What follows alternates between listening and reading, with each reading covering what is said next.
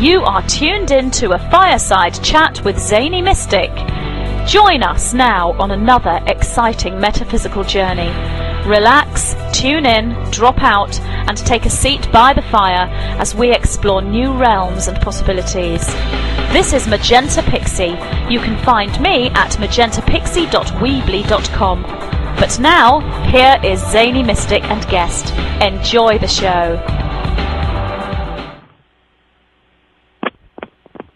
Greetings and welcome back, or welcome for the first time, to a Fireside Chat with Zany Mystic. I'm your host, Lance White. Tonight, we have somebody really interesting. His name is Joseph Dolezal, and he is the founder of the Pyramid Center. His early life was spent in the Inland Empire. That's not in Greece, it's in Southern California, but he has lived in Florida and the Czech Republic. He went to USF for mathematics while also minoring in physics, but currently devotes his entirety to the spiritual pursuit. His interests consist of seeking the magical links between yogic scriptures, Masonic dogma, and traditional religious allegories. Currently living in Los Angeles, Joe plans on migrating to the mountains of the Pyramid Center to completely devote himself to the cause by the middle of 2012. He is 28 years young. If you'd like to follow along the show by opening another window, there's some wonderful pictures of the Pyramid Center and Joseph, and that is at www.thepyramidcenter.org. So let's welcome Joseph to the show now. Hi, Joe. How are you? I'm good, Lance. How you doing? I'm good. I'm very relaxed. Oh, nice. Same here. Well, that's good to hear. Good. I have to tell the listeners that I stumbled across your site quite accidentally, and I think it was through the offer that was being made for the various radio or shows with the Masonic, I think he's a Mason, Manly P. Hall. And I stumbled across your site, and I thought, this is fascinating. So I don't know anything about you or the Pyramid Center or much of anything else, really. But let's start with you. How did you get involved with this Pyramid Center, and who are you, and what is it, and where is it, and all that stuff? So I'll turn that over to you.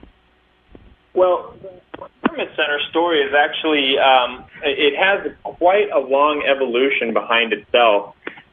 It started, the entire concept really started, I would say, about 15 to 20 years ago, where we acquired this property almost through, I don't really know how to put it, but it was really given to us as almost a dowry, almost as kind of like a gift from a lady who was passing along. She was very old at the time. This was in the early 90s.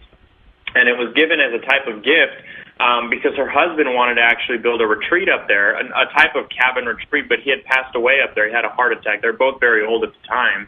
And, and ever since really the earliest times I could remember, I always just thought about building a pyramid for some strange reason. I mean, it really came many, many years ago for the first time.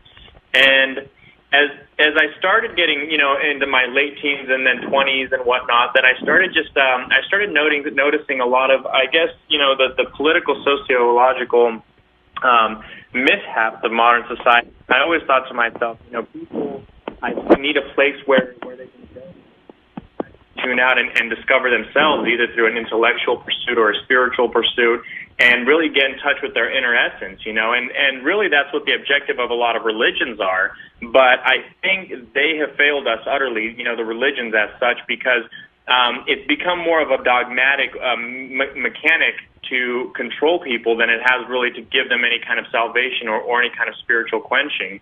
I don't know if you had a chance to check out the YouTube video I did. It's called The Pyramid Center, a promo video, and in that I basically give kind of a full detailed description of where it's at, what I want, why I really did it, what I'm trying to achieve by doing it, what the objective of it was, what the inspiration was.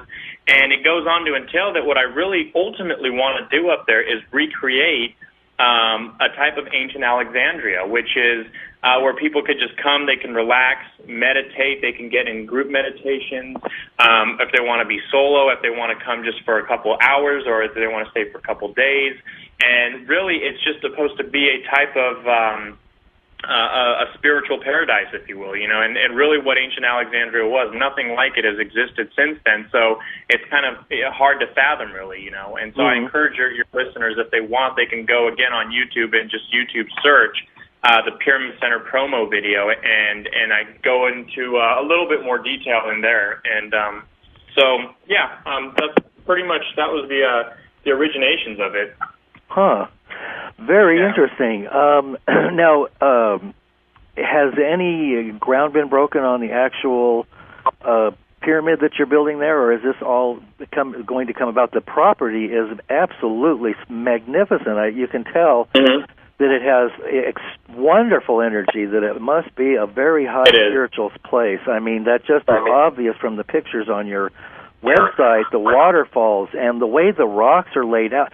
It's like a sculpture that invisible hands sculpted just for their beauty, and you can see shapes and forms and animals, especially animals. So it's quite a sacred spot. You are quite fortunate. I am, and again, it's on around 213 or 230 acres. 5,000 foot elevation, and it's basically out in the middle of the boonies, because what it is that you have, I don't know if maybe some of your listeners are familiar with the location, but I'll just briefly go over it anyways. In Southern California, there's a highway called the 330 Highway, which is specifically in the Inland Empire region. And the Highway 330 leads up to Big Bear Running Springs, which are essentially mountain resorts. So when you're on your way up there, you break off about halfway from this Highway 330, which is, if I can remember off the top of my head, I'm going to say it's around a 10 or a top. Okay. The mountain. And so you break off that stretch, and there's a dirt road called the 1N09. It's a dirt road, which is essentially, at that point, it's kind of forestry property, and you have to go through that for about 14 miles. And then we're basically back there. That's where the 200 acreage is back out after the 14 miles. So, I mean, it's gorgeous because there's no houses as far as the eye can see, or any really kind of land structures or man-made structures. So it's kind of like you time warp back to, civilization in some respects. Wow.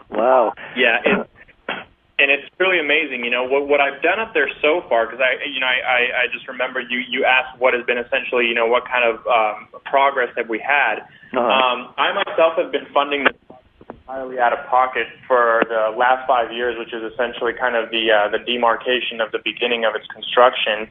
And so far, I've made roads. I had to fund my own equipment. Wow. I had a bulldozer and a backhoe I bought, and I made roads because there were no roads leading even back to our property. That's how desolate.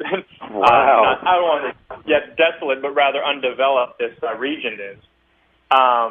In the video, you can see this a little better. I actually made a prototype of a living bungalow up there, which is going to be an entirely self-sufficient luxury living bungalow. And I know that might sound a little zany and kind of funny to some of your listeners, but it's actually a fantastic idea because you can build these bungalows for about $10,000, which is extremely cheap, and you can have a really nice, very, very nice, luxurious setup inside. And for like an additional $5,000, you can build your own. And this is everything I'm talking out of experience that I built up there. You can have like a 1 kilowatt solar panel. And again, if viewers want to go to the video, I go through that entire thing on the video. And it's a great video. It's called the Pyramid Center promo video. So that's something people are definitely going to want to check out because this is just beautiful. Wow. Well, anyway, here we are. We're live on the radio, and I'm watching your YouTube video while we talk. So how do you like that, huh? Yeah, really. Well, that's our modern age. I know. It's kind of crazy even when you think about the communication. But here's George Nuri. He's talking. You got all kinds of cool stuff. This is terrific. This is a whole new world that you're opening up for all of us. And it's about time, isn't it? It is. It is. Yeah. It really is, because I think a lot of people. And I work with a lot of people on the side. Of course, this is kind of like my little project that I've been working on, and it's really the forefront thing that I've been trying to do. But I work with a lot of people behind the scenes, and helping a lot of researchers up and down the board, kind of, in whatever respect, if they need, graphic design or websites, whatever. And consequently, I come across a lot of people when I go to lectures, and people really do want an answer. They want to do something different. They want to experience something different, and they want kind of out of this, living hellhole that's really starting to become the world with, the economic crisis and the wars and whatnot, but they don't know where to turn to. And, after just so much discussion and talking to various people across the board and doing my own research, I've been researching this. I'm comparatively young, but I've actually been researching this stuff since my teens. And, the only salvation that really anybody could provide is the person doing their own spiritual meditation and coming to their own revelations, educating themselves intellectually as well as spiritually.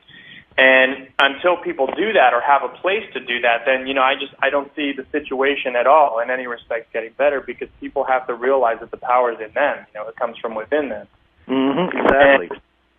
And so, and reasons is I want to facilitate for people to be able to, because it's, and I meditate regularly. I actually do a lot of what are called breathing exercises. It's a type of yogic meditation. It's in, one of the ladders of Patanjali's Yoga Sutras. And it's very difficult to do it in urban environments, because, there's always, a helicopter flying above you, or, electricity, especially people that are sensitive can feel electromagnetic waves going through the air, and it's hard to focus.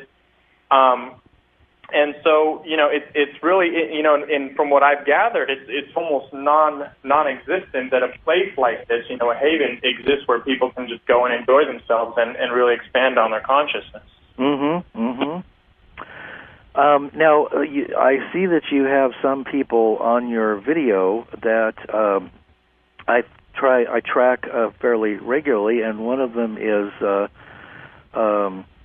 now my mind is slipping away like with the water in the waterfall. But Jordan Maxwell is one, and he's one of the people who I find has done a lot of research on the truth, and right. And he and many others are coming out with some pretty powerful stuff. David Icke and Michael Tessarian, right. and quite a few others. So. Do you collaborate with any of these people in behind the scenes?